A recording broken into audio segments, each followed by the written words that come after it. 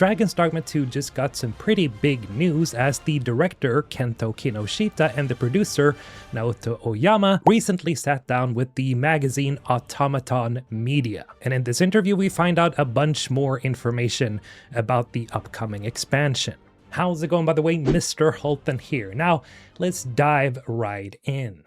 So first of all, the producer, who we'll call Oyama throughout this video, talks a little bit about the development of Dark Arisen and its core concept. For roughly 6 months after Dragon's Dogma 2 launched, we implemented various improvements and new features to the game through subsequent updates. After that, we received feedback from players saying things like, I want to spend more time in this world, and I want to keep playing this game. As director Kinoshita mentioned in today's Capcom Spotlight presentation, the project's concept is to deliver new adventures in Dragon's Dogma 2, filled with things players have yet to see while offering higher playability and accessibility. And when asked on how long they've been working on this project, Oyama said that it's been just under 2 years. Now, when they're asked about what the overall scope is for Dark Arisen and how long it will take to complete a single playthrough, Oyama responds, the new story takes place in a new region called Norgan. We expect players to spend around 15 to 20 hours completing that scenario. Now, 15 to 20 hours, that's actually a pretty substantial amount of time. I expected more like maybe 10 hours, so this is good to see. I'm absolutely excited for the expansion, but I wasn't expecting to see like 20 hours possibly. It's probably going to be much more considering like replay value when playing through the game over and over again, which I've already done a few times with the main game, but 20 hours, that's not bad. In addition, 12 unique dungeons will be added to the base game. Each dungeon is designed to take roughly 30 minutes to an hour to clear. With 12 of them in total, we believe players will be able to enjoy more than 25 hours of additional content with this expansion. The base game itself offers around 30 to 40 hours of gameplay, so players who purchase both titles for the first time will get a substantial experience. Again, like 30 to 40 hours, make that maybe 80 hours because I think that's an average for my playthrough just because I like to do everything and run around and just mess around. So honestly, it sounds like it's just slightly smaller than the entirety of the base game in terms of content. That is respectable, man. I did not expect to see that. The interview continues with them asking about the replayable hack-and-slash gameplay loop that was mentioned during the Capcom Spotlight, and Oyama responds saying, the hack-and-slash-like elements are exclusive to the new area Norgan. There, players can collect and praise items known as relics, which yield stronger weapons, armor, and skills. The core gameplay loop consists of using those rewards to progress through new story content. And that is something we already know. We've already seen some of the relics before throughout the trailer that dropped not too long ago. So yeah, we got that already, but this is going to be exclusive to Norgan. Then there was a question about quality of life changes that's upcoming, and Kinoshita said, we gradually realized that certain choices we made, which were intended to enhance the game's sense of a realistic adventure, ended up being perceived as inconveniences by players. As a result, the post-launch updates focused on giving players more options, they could enjoy the game for longer, and with Dark Arisen, we're planning things so that players can enjoy both these expanded ways of playing and the new content together. In the follow-up question regarding the August update that's upcoming, Kinoshita also said the most significant piece of feedback we received was that there weren't enough custom skill slots, so we plan to expand them. We also found that being surrounded and repeatedly attacked by smaller enemies could leave players trapped and left with no way to move until their health was completely depleted, causing frustration. Wolves, thank you very much. God, I hate them. These were the two areas we determined needed major improvements. Thank God. I hope they could do something about that, because that is one of the worst things with the game, is getting trapped by a bunch of enemies that keep stun locking you and you can't get out of it. Oh, and they got asked why they reused Dark Arisen for this expansion. Oyama says, we didn't actually start development with the title Dark Arisen already decided. We first discussed what sort of content we wanted to create based on player feedback. Only after the project had taken shape did we decide to adopt that name officially. There are 3 main reasons we chose Dark Arisen. The first is its affinity with the story. Although we weren't consciously deciding or designing the game around that title, we ended up realizing that the narrative we wanted to tell feel aligned extremely well with that phrase Dark Arisen. Kind of getting the feeling here that it's pretty much going to be the same thing as the original Dark Arisen. The second reason is the hack and slash element we mentioned earlier. The gameplay loop resembles that of the original Dark Arisen in that players fight enemies, collect powerful, appraised items, strengthen themselves, and progress. When we considered how best to communicate both the new story and action, we felt that Dark Arisen was the most familiar choice. We believed players would find it easier to embrace and remember. Okay, because it's basically the same as the original Dark Arisen then. Now they get to a question about the difficulty that we're going to encounter in the expansion, which Kinoshita says the recommended level for entering the new region, Norgan, is 40, and the dungeon content added to the base game is designed to be accessible from level 20. Hearing that, players who are just starting Dragon's Dogma 2 might feel overwhelmed by the prospect of having to reach level 40. However, by the time they arrive at the first capital city after starting the game, they should already be around level 8 to 10. Completing a few quests there will quickly bring them to level 20, making them strong enough to tackle the opening sections of the 12 new dungeons known as the Last Rites. Those dungeons also allow players to level up quickly and obtain weapons and armor that are stronger than usual, so for players eager to experience the new content as quickly as possible, one option is to reach level 20 and use the 12 dungeons as a means of character progression. Pretty cool then. You don't have to grind the base game if you aren't at the sufficient level to explore or go into Norgan. So you need to be level 40 to enter. Okay, so these dungeons kind of serve as sort of level up dungeons in a way as well. That's pretty cool. That's actually kind of appreciated, very much appreciated for people who feel like they've got to play through the entire base game, but you don't have to. That's cool. On the other hand, players who have already spent a great deal of time with the Dragon's Dogma 2's main story may be well beyond level 40 already. Those players will be able to enter Norgan and begin its adventure immediately. Even in such cases, the gameplay loop revolves around gathering randomized weapons and armor called relics, so we've designed it to provide a satisfying challenge. Oyama continues with saying, on that note, Norgan itself becomes accessible fairly early in the story. Players will be able to accept the quest as soon as they arrive at Vernworth, meaning they can attempt it surprisingly early if they wish. As for the Lost Rites, only the early portions are intended for players around level 20. The later sections offer much tougher challenges aimed at higher level characters.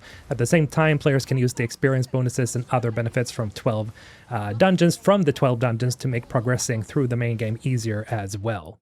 When asked if there is any system that scales enemy strength based on player level, they responded with, "We haven't implemented a system where enemy strength scales in proportion to the player's level. Features like that tend to be somewhat polarizing among players. That said, we are currently considering adding a hard mode for veteran adventurers who want a more intense challenge. We've been aware since Dragon's Dogma 2's launch that players have been asking for something along those lines, so we're carefully considering how best to approach the matter within the context of Dark Arisen." Now this is interesting because yes, he is right in that, introducing leveling scaling is very polarizing. A lot of people hate it. Some people like it. For Dragon's Dogma 2, I feel like, a hard mode is probably the best way to go, because as someone who has now finished the game several times, I would say that the game definitely misses a form of, hard New Game Plus, because if you've played through the game already and you played New Game Plus, you'll notice that like no enemies are actually harder. There's like there's nothing to make the challenge worthwhile with all the new gear you have and the max level gear you have. So I would say that some form of hard mode would definitely be appreciated to get some form of challenge still from the game.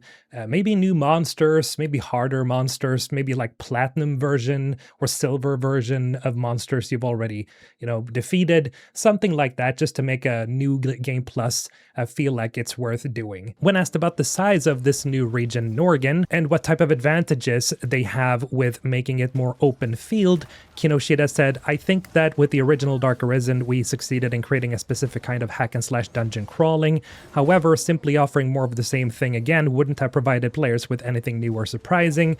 This time, we wanted to pull off a design where players could enjoy hack and slash gameplay within the open field, gradually expanding the explorable area as they progress through the story. One advantage of switching to an open field is the sheer size of the map. Because the area is much larger, we're able to offer side quests in addition to the main story quests." So there you have it. It's not going to be like Bitterblack Island that is very self-contained. It's going to be a big sprawling map.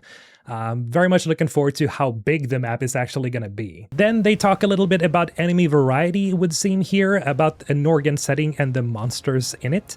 Kinoshita said the base game takes place on the continent where regions like Vernworth and Batal are located, but the premise here is that far to the north, there exists a little-known territory that once flourished. Long ago, it appears to have enjoyed active trade and travel, much like Vermund. However, the harsh conditions of the far north, along with some other calamity whose details have since been lost, ultimately led to its downfall. When strange phenomena begin occurring to this supposedly lost land, the Arisen sets out to uncover the mystery surrounding it. In the follow-up question, they ask if it's a fallen land, does that mean there aren't any settlements left? Kinoshita responded, at least within the game world, that's how the region is perceived. Very interesting. So that kind of sounds like the map will be big and sprawling, but there won't be a lot of towns and settlements and things like that. We've already seen some shots here from the trailer. For example, we've seen this big castle, but the question is like, how much is it going to be just, you know, big open fields with a lot of enemies and things like that? I do wonder how that is going to play into it. Then they ask a pretty interesting question here. We saw snow-covered areas in the trailer. Does the snow depth vary depending on the specific spot? Kinoshita said the areas at the foot of the mountains aren't entirely buried in snow, but as you venture deeper into the region, everything becomes enveloped in snow. And there are places where blizzards never cease, creating a sense of variety and progression.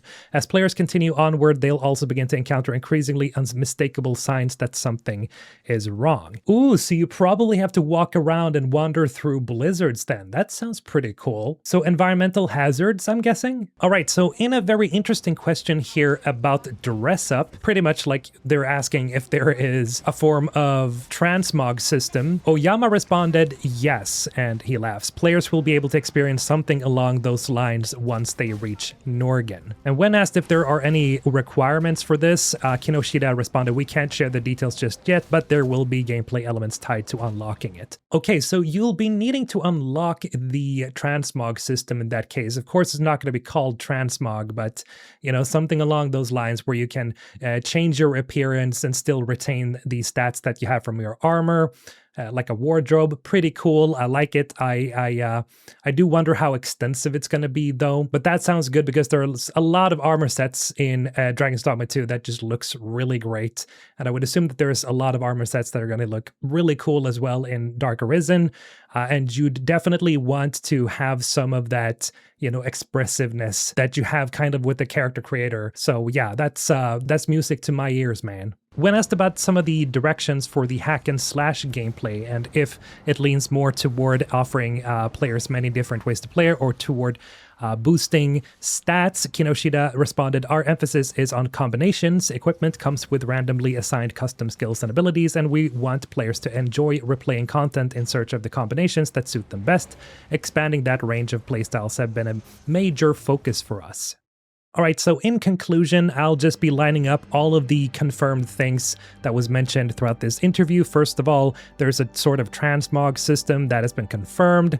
There are, of course, as we've seen before, more skill slots from 4 to 6. There is a hard mode that is being considered. There's new skills for each vocation. The recommended level is 40 when you want to start exploring Norgan. The dungeons that they're introducing are accessible from level 20. The main story is about 15 to 20 hours apparently, and the dungeons they're introducing take around 30 to 60 minutes to finish, and they have tons of rewards. They're also rebalancing the amount of enemies you encounter throughout the game. Of course, there is the relic system that we knew about before. There's several new enemy types that we simply haven't seen yet, so you can look forward to that too. The equipment you find throughout Norgan and these dungeons, well, they have randomly assigned skills, and you can make some pretty insane builds apparently. And then Norgan is a pretty huge, wide open area.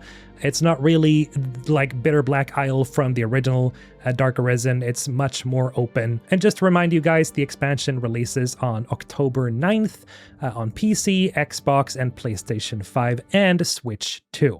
There you have it. We have a bunch of new information there from the recent interview here. But that's going to be it for today, guys. Thank you so much for watching, and remember to subscribe for more Dragon's Dogma 2 Dark Arisen. Mr. Olten, signing off.